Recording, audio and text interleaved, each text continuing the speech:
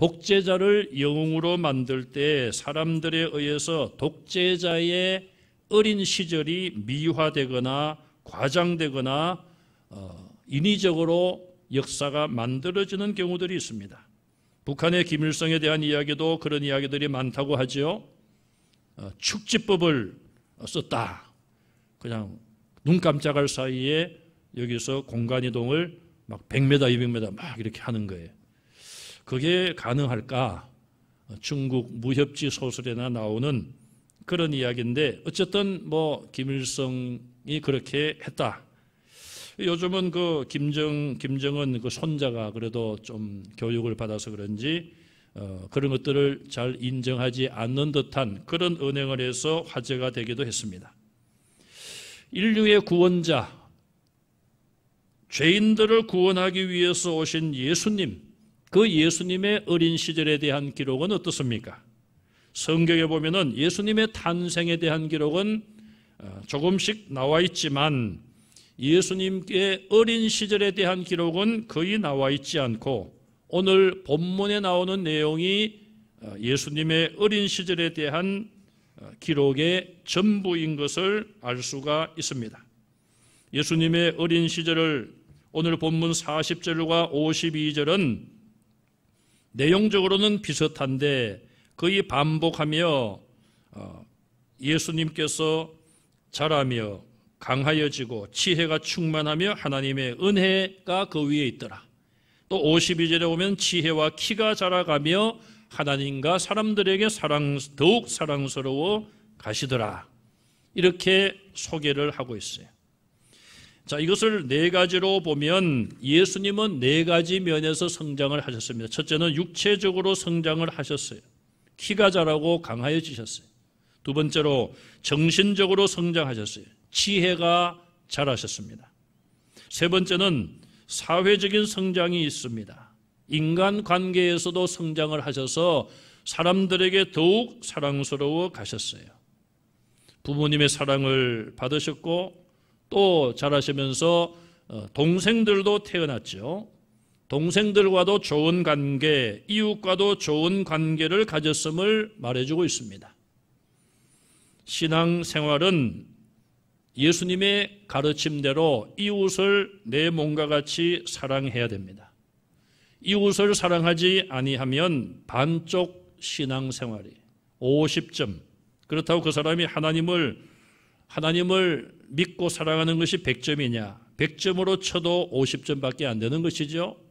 그러므로 우리는 이웃과의 관계, 이웃과의 사랑을 실천해야 됩니다. 네 번째로 예수님은 영적으로 성장하셨어요. 하나님의 은혜가 예수님 위에 있었고 예수님은 하나님으로부터도 더욱 사랑스러워 가셨습니다. 결국 하나님의 말씀을 준행하셨고 하나님의 뜻대로 순종하며 사셨어요. 예수님은 우리와 똑같은 인간의 모습으로 이 땅에 오셨지만 우리와 다른 점이 한 가지 있습니다. 죄가 없으신 거죠. 죄는 둘로 나뉘어지는데 첫째는 원죄. 아담과 하와가 타락했기 때문에 그 모든 후손들은 다 원죄를 가지고 태어납니다. 요즘으로 말하면 죄의 DNA를 가지고 태어난다는 것이죠. 이미 하나님의 모양과 형상이 깨뜨려진 상태에서 자녀가 태어났기 때문에 부모님의 그 죄성을 물려받는 거예요. 그러나 예수님은 성령으로 잉태되셨기 때문에 원죄가 없으신 것이죠. 또한 이 땅에서 생활하시면서 약 33년 생활하시면서 모든 사탄의 시험과 죄의 유혹을 다 물리치시고 예수님 스스로 지은 죄도 없습니다. 죄가 없다는 면에서 우리와는 구별이 되고 차별이 되는 것입니다. 그럼에도 불구하고 예수님은 완전한 사람으로 인간으로 이 땅에 오셨습니다. 그렇기 때문에 예수님의 태어나심과 성장의 모든 과정도 보면은 무슨 특별한 기적이라든지 이런 것이 없지 않습니까? 물론 동정녀 마리아에게 성령으로 잉태된 것은 하나님의 일이고 기적이에요. 그러나 예수님이 태어나시고 자라는 이런 모든 과정 속에 어떤 초월적인 초인간적인 그런 기록은, 그런 사건은 없었음을 알 수 있어요.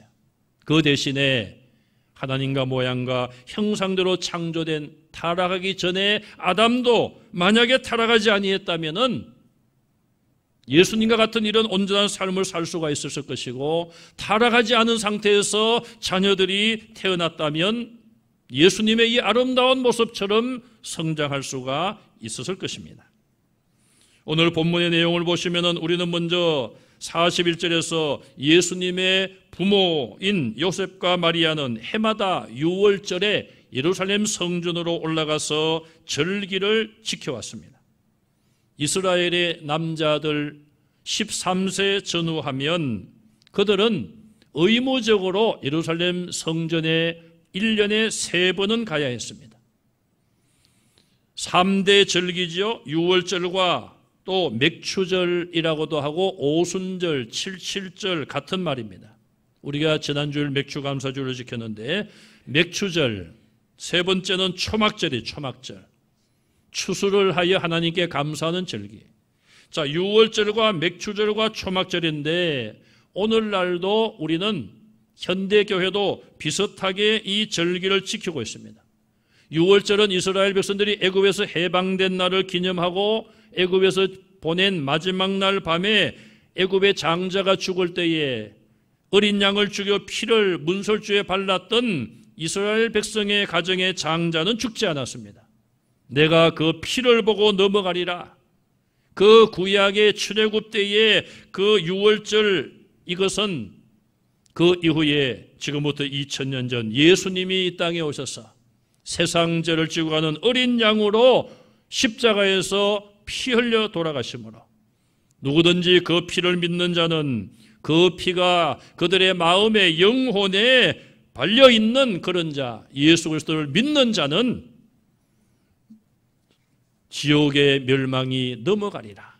그래서 우리가 영생하여 천국에서 영원히 산다는 그 약속이 우리에게 주어져 있기 때문에 우리는 고난주간을 지키며 부활주의를 지킴으로 죄와 사망과 지옥의 권세를 물리치시고 승리하신 예수님, 그 모든 것을 승리를 우리에게 주신 예수님의 승리를 기념하는 그날을 부활절로 지키고 있습니다. 또 우리가 첫 번 열매 상반기 동안 지켜주신 은혜를 헤아려 맥주감사주의를 지키며 또한 가을에는 추수가 끝날 무렵에 추수감사주의를 지키고 있습니다.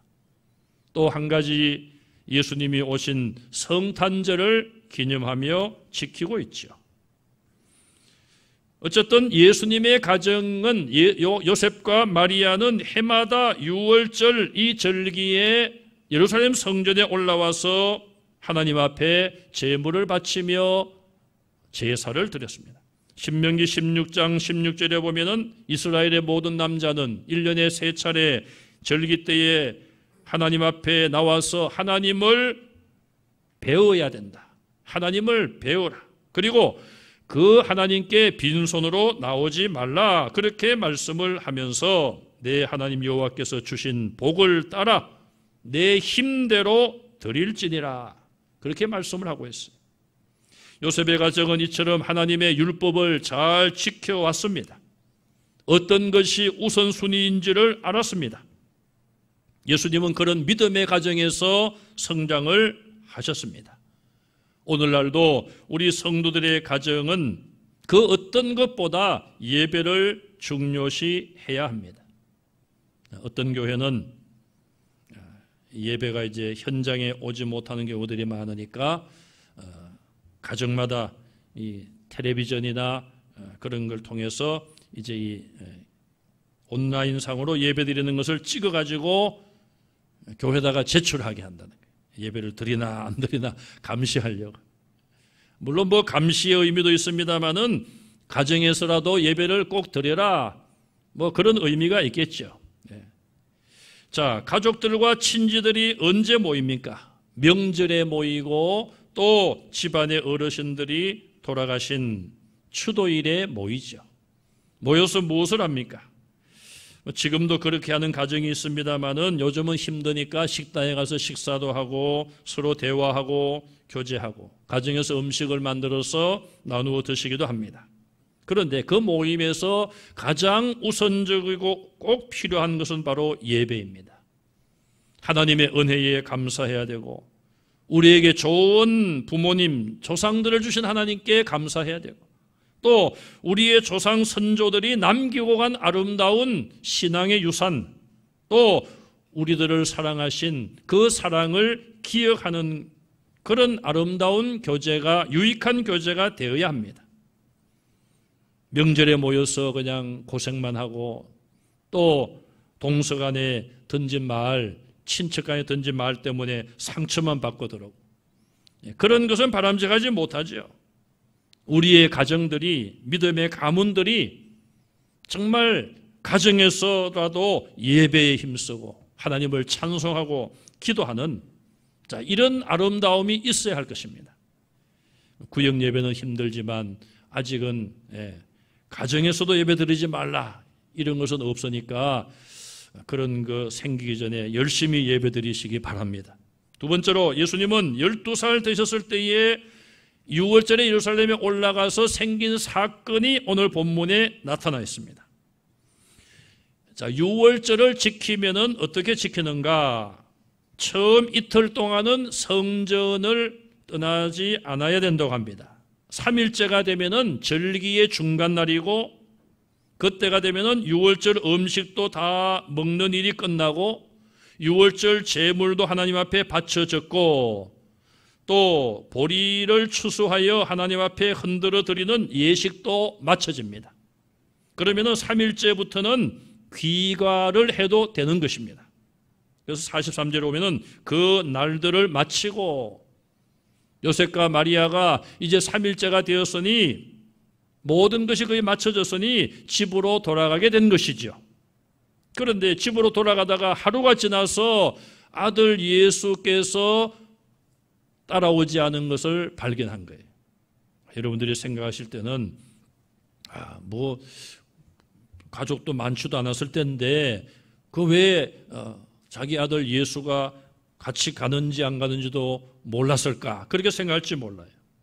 옛날에 이스라엘 백성들이 먼 길을 이렇게 예루살렘 성전의 절기를 지키기 위해서 올 때는 옛날에는 대부분 걸어오든지 나귀를 타든지 그렇게 하지 않았습니까? 그러니까 이 강도들이 중간에서 습격을 해서 해치기도 하고 돈을 뺏기도 하고 그래서 그 강도의 공격을 막기 위하여 친지들이나 또 친척, 가까운 이웃들과 무리를 지어서 아마 수십 명 되겠죠. 그렇게 수십 명 되는 무리를 지어서 예루살렘에 올라왔다가 또 집으로 돌아가는 대부분 그렇게 한 것이죠. 그러니 요셉과 마리아는 당연히 예수께서 함께 떠난 줄 알고 집을 향하여 하루길을 갔고 하루가 지나서 예수님이 계시지 않은 것이 발견되었습니다. 그러니 얼마나 깜짝 놀랐겠습니까? 여러분 가정의 자녀를 키우다가 어쩌다가 몇 시간만이라도 잃었을 경우에 몇 시간 만에 찾았을 경우에 얼마나 참 땀이 나고 걱정이 많이 되었습니까? 자, 그래서 이 요셉과 마리아는 예루살렘을 향하여 거꾸로 가면서 예수님을 찾는 거죠. 그래서 결국 예루살렘 성전까지 갔고 예루살렘 성전에 들어가 보니 율법 선생들과 앉아서 그들과 대화하는 모습을 발견하게 됩니다. 그들의 말을 듣기도 하고 또 질문도 하는 예수님을 발견하게 된 거예요. 그 당시에 6월절이라든 이런 절기에 사람들이 많이 오게 되면 성전의 테라스 같은 곳에서 사내들인 공회 회원이 성전 방문자들을 가르치기도 했고 그들의 질문에 대답을 하기도 했습니다. 자, 이런 모습을 보고 깜짝 놀랐는데 그러면 예수님이 그들과 무슨 대화를 하셨을까? 아쉽게도 성경에 나와 있지는 않습니다. 그러나 많은 성경학자들은 이렇게 추정을 합니다. 아마도 6월절에 대한 이야기를 나누셨을 것이다. 유월절의 기원이 무엇입니까? 앞서 말씀드린 것처럼 애굽에서 그들이 해방된 날을 기념하고 하나님의 구원을 대대로 자녀 대대로 잊지 않고 기억하라는 의미에서 유월절을 지키게 한 것이죠. 아마 유월절에 대한 기원을 서로 이야기하다가 예수님께서 이미 그 당시에 내가 어린 양으로 이 세상에 왔습니다. 내가 세상죄를 지고 간 유월절 어린 양의 길을 갈 것입니다. 그렇게 말씀했을 수가 있다는 것이죠. 또 거기까지는 몰라도 적어도 유월절이라는 것이 이스라엘 민족이 지켜온 절기지만 앞으로는 그리스도가 메시아가 죄인들을 위하여 대신 죽음으로써 이 유월절이라는 것이 이제는 완성이 되어서 그리스도가 죄인들을 위하여 고난받고 죽을 것을 예고한 절기임을 그 자리에서 예수님이 말씀했을 가능성이 크다는 거예요. 그러니 그들이 듣는 자들이 얼마나 그 말을 듣고 놀라워했겠습니까? 어쨌든 예수님은 이미 12살 때 그들에게 던진 말과 또 질문한 그 모든 것들을 통한 예수님의 말씀에 놀라운 능력이 있었습니다. 그럼에도 불구하고 공생애를 시작할 때까지 이 사건 이후에 약 18년 정도 그동안 예수님이 하신 모든 행적과 말씀은 성경에 나와 있지 않습니다. 마리아가 자기 아들 예수님을 발견하고 이렇게 말합니다. 아이야, 어찌하여 이렇게 우리에게 이렇게 하느냐? 참 우리는 아기 예수님이라는데 이 마리아가 아이야, 어찌하여 우리에게 이렇게 하느냐? 이 마리아는 이미 임신하기 전에 천사의 말을 듣고 또 아기가 태어났을 때에 목자들이 와서 한 말, 이 모든 것들을 통하여서 성령으로 잉태되어 태어날 아기는 보통 아기가 아님을 알고 있었고 또 메시아임을 어느 정도는 알고 있었어요. 그러나 참 자기 몸으로 낳은 아들이고 어쨌든 또 아기로 태어나서 하루하루 다르게 자라가고 변해가고 성장하는 예수님을 볼 때에 아마 이 마리아의 마음 속에도 여러 가지 복잡한 생각들이 있었습니다. 그럼에도 불구하고 어쨌든 이 아기는 하나님의 아들이요 메시아다 이런 생각이 점점 더 많아진 것이죠. 우리가 근심하여 너를 찾았노라. 예수님은 어머니의 그런 말에 대하여 49절에 어찌하여 나를 찾으셨나이까? 내가 내 아버지 집에 있어야 될 줄을 알지 못하셨습니까? 공생에 시작되기 전에 남기신 기록된 유일한 말씀이 바로 49절 말씀입니다. 우리는 이 말씀, 이 대답을 통하여서 세 가지 정도를 생각할 수 있습니다. 첫째는 예수님 자신의 존재와 사명에 대하여 이미 깨닫기 시작한 것이죠. 물론 어느 날 갑자기 아니면 태어나면서부터 하나님께서 예수님에게 예수님의 사명과 또 모든 그 존재에 대하여 다 가르쳐 주실 수도 있어요. 그러나 또 한편으로는 완전한 인간으로 태어나셨기 때문에 성장하시는 과정 속에서 예수님 자신의 존재와 사명을 하나씩 깨달아 가셨다. 이렇게 볼 수 있는 것이죠. 두 번째, 성전이 하나님 아버지의 집이란 사실을 강하게 깨달으셨고 우리가 다 하나님을 아버지로 부릅니다마는 예수님은 성부 하나님의 아들이신 성자 하나님이심을 또한 알게 되신 것이죠. 세 번째, 하나님의 일에 대한 강한 충동과 헌신의 마음을 가지셨다. 성전에 계시면서 왜 오셨는가? 무엇을 하셔야 되는가? 그것을 생각하시면서 자신을 온전히 하나님 앞에 헌신하는 그런 준비의 시간을 가졌을 것이다. 그것을 예수님의 이 대답을 통하여 알 수 있습니다. 요한복음 4장 34절에 보면 나의 양식은 나를 보내신 이의 뜻을 행하며 그의 일을 온전히 이루는 이것이니라 말씀하셨어요. 예수님의 양식, 자, 저와 여러분들의 양식은 무엇입니까? 밥이요, 또 라면, 짜장면, 배고픈 시간이 다가오고 교회에서 밥도 안 주는데 죄송합니다. 먹는 이야기. 그런 것들이 우리의 밥이에요. 밥. 우리의 양식이에요. 그런데 예수님은 물론 영적인 의미입니다마는 나를 보내신 아버지의 뜻을 행하고 온전히 이루는 것이 바로 내 양식이다. 우리는 양식을 위해서 살지 않습니까? 사람들이 왜 일합니까? 양식을 위해서 일한다. 뭐 틀리는 말이 아니에요. 왜 먹습니까? 살기 위해서 먹습니다. 왜 삽니까? 먹기 위해서 삽니다. 사실 이게 비슷비슷한 그런 내용입니다. 먹는 것과 사는 것을 뗄 수는 없어요. 그런데 예수님은 예수님의 존재의 자체가 하나님의 일을 하는 것에 둔 거예요. 예수는 이미 그 모든 것을 12살 때에 예루살렘 성전에서 그런 마음을 가지셨다고 추정할 수 있습니다. 마지막으로 우리가 생각할 것은 예수님은 이제 이 모든 과정을 거치고 가정으로 돌아가셨어요. 가정으로 돌아가시고 공생애가 시작될 때까지 약 18년 동안 어떻게 살으셨는가? 성경은 매우 간단하게 51절에 기록을 하고 있습니다. 예수께서 함께 내려가사 나사렛에 이르러 순종하여 받드시더라. 나사렛의 부모님과 함께 내려가서 그 가정 안에서 부모님께 순종하며 부모님을 받들어 살았다. 이렇게 간단하게 소개를 하고 있습니다. 자, 우리는 이 말씀을 통하여 예수님은 가정 안에서 부모님께 순종하신 것을 알 수 있어요. 앞서도 사람들에게 더 사랑스러워 가시더라. 인간 관계에서 이웃과의 관계에서 하나님의 뜻대로 사랑을 베풀고 인정받는 그런 삶을 살으셨다는 것이죠. 공생애가 시작될 때까지 동생들도 태어났는데 가정 안에서 부모님과의 관계, 형제들과의 관계에서 그 어느 누구보다도 가장 바람직한 그런 사랑의 관계를 가지신 것이죠.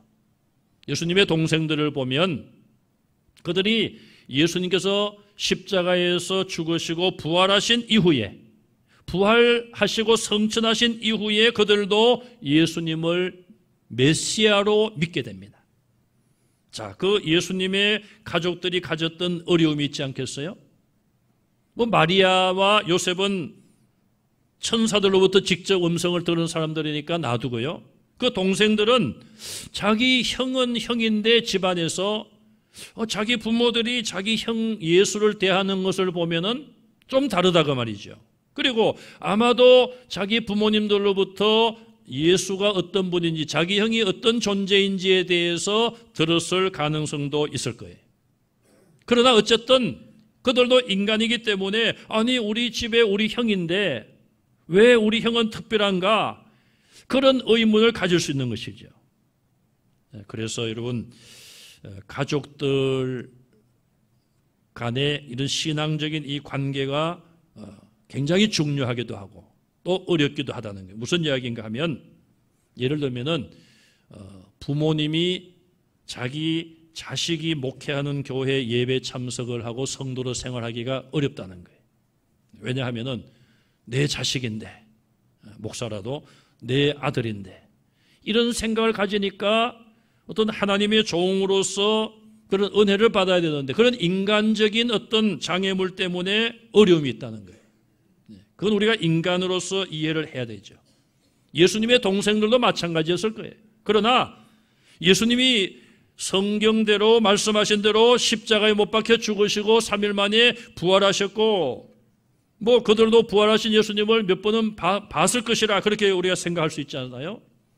구체적으로 그런 일들이 나타나자 성천하신 이후에는 이들도 다른 성도들과 합류하여 마가요한의 다락방에 모여서 기도하고 은혜를 받고 초대교회 성도로서 누구보다도 열심히 신앙생활을 합니다. 그래서 성경을 기록하기도 하고요. 또 정말 복음을 위하여 핍박받는 일에까지 앞장서게 되죠. 만약에 이들이 어린 시절에 형인 예수님에게 억울한 일을 당했다든지 막 심하게 맞았다든지 예수님과의 어떤 형제관계에서 그런 상처가 있었으면은 예수님을 메시아로 받아들이기가 더욱 어려웠을 거예요. 어쨌든 예수님은 믿음의 가정 속에서 비록 가난하고 어려운 가정이었지만 그 가족들과 좋은 관계를 가지셨고, 언제부터인지는 알 수 없지만 아버지를 도와서 목수의 일도 물려받으시고, 장남으로서 가정의 생계까지도 어느 정도 어느 기간 동안은 책임지셨다고 볼 수 있습니다. 또 예수님은 도시가 아닌 나사렛 시골 동네에서 성장하시면서 자연 속에서 자연을 통하여 많은 것을 배우셨습니다. 예수님의 비유를 보면은 공중의 새를 보라, 들의 백합화를 보라, 그런 자연에 대한 비유가 많아요. 씨를 뿌리는 비유도 마찬가지고요. 가라지에 대한 비유도 마찬가지입니다. 또 예수님은 그 당시에 있었던 사상과 철학, 다른 종교에 대해서도 능통하신 것을 알 수 있어요. 더군다나 구약에 대해서, 구약 성경에 대해서는 완전히 능통하셨어요. 이런 모든 것들이 저절로 된 것이 아니라 예수님의 성장 과정 속에서 시간을 거기다가 투자를 하고 그쪽으로 신경을 쓰고 많은 것을 접하심으로 인하여 배우셨다. 이렇게 우리는 이해를 해야 됩니다. 물론 하나님의 아들이시고 100% 신성을 가지고 계시기 때문에 신적인 능력으로 깨달을 수도 있지만 100% 인간의 모습을 성경은 우리에게 말씀하고 있습니다. 오늘 우리는 예수님의 어린 시절에 대한 사건과 남겨서 성경에 기록된 유일한 말씀을 생각해 보았습니다. 오늘 우리는 우리의 후세들과 여러분 가정의 후손들과 교회의 우리의 후배 후세들에게 무엇을 가르칠 것인가? 우리는 다시 한번 예수님의 어린 시절을 생각하면서 우리의 자녀들도 이 네 가지 면에서 육체적으로 잘 건강하게 자랄 수 있도록, 정신적으로 지혜가 자랄 수 있도록, 또 이웃과의 관계, 사회적인 면에서 잘 성숙할 수 있도록 나아가서 영적으로 성장하여 하나님과의 관계에서 저들이 믿음으로 살 수 있도록 우리가 더욱 기도하고 또 하나님의 말씀을 가르쳐야 될 줄로 믿습니다. 코로나19 때문에 주일학교가 어려움을 겪고 있습니다. 우리 작년들은 그래도 70%, 80% 이렇게 예배 인원이 회복이 되었는데 주일학교는 아직도 50% 이하로 예배 인원이 회복되지 않고 있어요. 뭐 그들에게 무슨 선택권이 있겠습니까? 부모님들과 함께 교회에 나오지 못하기 때문에 그런 거예요. 우리는 속히 우리 부모님들이 하나님 앞에 기도하고 하나님께 맡기고 자녀들과 함께 나와서 예배드릴 수 있도록 기도해 주시고 여러분 가정의 자녀손들과 우리 교회 후세들이 예수님의 이런 모범적인 성장, 어린 시절을 우리가 모델로 삼아 정말 또 다른 작은 예수들을 많이 양육하여 이 어두운 사회를, 세계를 변화시킬 수 있는 그런 예수님의 제자들, 십자가의 군병들을 많이 양육하도록 우리가 힘써 기도하고 말씀으로 권면하는 우리 모든 성도들이 다 되시기를 주님의 이름으로 축원합니다.